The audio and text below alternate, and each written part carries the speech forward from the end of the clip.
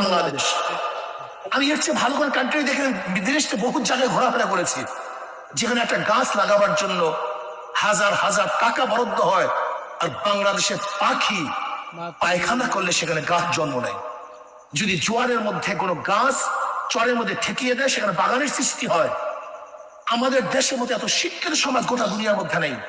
আজকে দেখবেন একটা ছেলে যদি কোনো প্ল্যান বানায়, তাকে আমরা জেলের মধ্যে ঢুকাই রাখি, তার ব্রেনের গুরুত্ব দেই না। অথচ যদি বিদেশ হতো, আমাদের হাজারো ছেলেরা আমরা দেখছি এইটা বানায় সেইটা বানায়, যখনই বানাতে যায় তখন তাকে কি করি, এই জঙ্গি জেলে ঢুকাই রাখি, তার ব্রেনের গুরুত্ব দেই না। বাংলাদেশের মধ্যে এত ব্রেনি লোক গোটা দুনিয়ার মধ্যে নেই।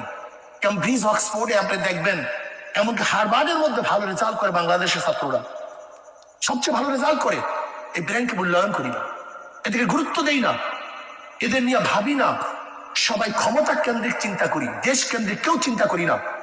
আসুন আমরা সম্মিলিত ভাবে নীতি আদর্শগ্রস্ত যারা বিগত দিনে চুরি করেছে, ডাকাতি করেছে, দেশকে লুটপাট করেছে, ওদেরকে প্রতিহত করি।